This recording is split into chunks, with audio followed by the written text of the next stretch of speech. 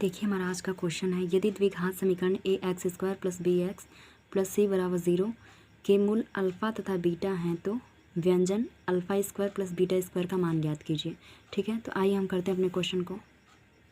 तो क्या है, सबसे पहले हमको A X square plus B X plus C बराबर 0 के मूल दे रखे हैं। तो द्विघात समीकरण पहले हम लिख लेते हैं। क्या दिया है, A X square plus B X plus C बराबर 0 के मूल क्या है, के मूल अल्फ़ा तथा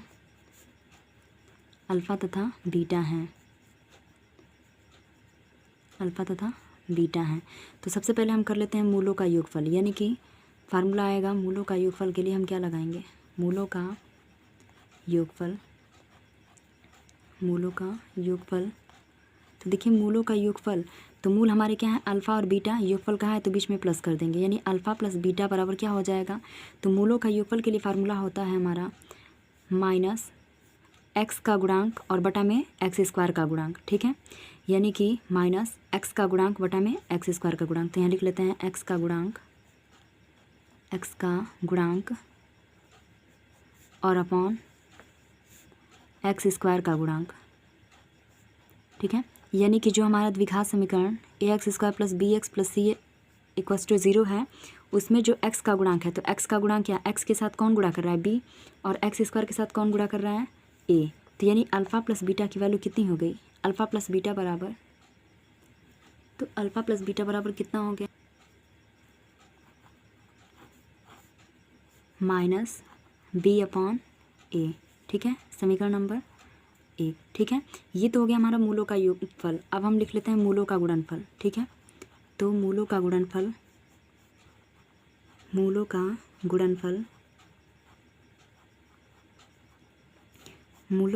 में क्या होगा, हमारे मूल क्या है अल्फ़ा और बीटा, गुणनफल बोला है तो हम इंटू कर लेते हैं, यानी कि अल्फ़ा इंटू बीटा बराबर इसमें क्या होता है, तो इसके लिए होता है हमारा जो द्विघात समीकरण हमारा दिया है इसका अचर पद और बटा में एक्स स्क्वायर का गुणांक। तो यहाँ हम लिख लेते हैं अचर पद, जो हमारा अचर पद होगा वो, और बटा में एक्स स्क्वायर का गुणांक।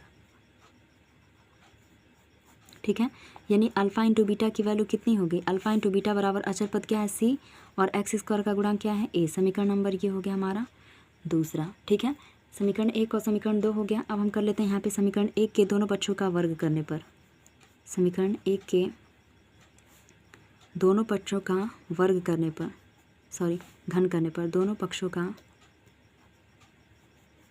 घन करने पर तो हम ले लेते हैं समीकरण 1 हमारा क्या है, समीकरण 1 हमारा है अल्फ़ा प्लस बीटा, और दोनों पक्षों का घन करना है तो क्यूब कर लेते हैं, और माइनस बी अपॉन ए, इसका भी क्या कहा है क्यूब। तो अल्फ़ा प्लस बीटा का होल क्यूब बराबर क्या हो जाएगा, तो होगा alpha cube plus beta cube plus 3 alpha into beta bracket में अल्फ़ा प्लस बीटा। ठीक है, इसको हमने फार्मूले से इतना लिख लिया, बराबर माइनस बी का क्यूब करेंगे तो कितना होगा, माइनस बी क्यूब, और ए के लिए ए क्यूब। ठीक है, अब आइए देखिए alpha cube plus beta cube, इसी की वैल्यू हमें फाइंड करनी है, प्लस 3 अल्फ़ा इंटू बीटा। अगर समीकरण 2 की बात करें, अल्फ़ा इंटू बीटा की जगह पे हम क्या कर लेंगे, सी अपॉन ए इंटू अल्फ़ा इंटू बीटा की अल्फ़ा प्लस बीटा की जगह पे, तो देखिए अल्फ़ा प्लस बीटा की जगह पे हमारा समीकरण 1 से हो जाएगा minus B upon A equals to कितना है, minus B Q upon A Q. ठीक है, अब इसे हम सॉल्व कर लेते हैं, तो A Q plus B Q minus दोनों का मल्टीप्लाई कर लेंगे तो हो जाएगा 3bc अपॉन ए, और ए मल्टीप्लाई करके ए स्क्वायर हो जाएगा, minus B Q upon A Q. ठीक है, अब हम क्या कर लेते हैं, इसको पक्षांतर कर लेंगे, तो एक alpha cube plus beta cube की वैल्यू कितनी आ जाएगी, तो हो जाएगा minus B Q upon A Q और प्लस का 3bc अपॉन ए स्क्वायर। ठीक है, तो alpha cube plus beta cube बराबर एलसीएम लेंगे तो हो गया हमारा ए क्यूब, और ये माइनस बी क्यूब तो पहले से है, और ए स्क्वायर है, तो ए स्क्वायर से ए स्क्वायर कैंसिल होगा, ए बचेगा तो मल्टीप्लाई कर लेगा इसमें तो हो जाएगा 3abc। ठीक है, तो आगे और इसे हम सॉल्व कर लेंगे, तो alpha cube plus beta cube बराबर कितना मिलेगा हमको, 3abc को आगे कर लेते हैं, तो 3abc माइनस बी क्यू और अपॉन में ए क्यू।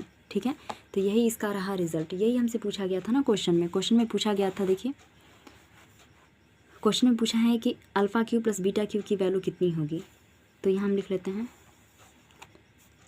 अतः alpha Q plus beta Q बराबर कितना हो गया 3ABC माइनस बी क्यू और अपॉन में ए क्यू। ठीक है, ये रहा हमारा रिज़ल्ट।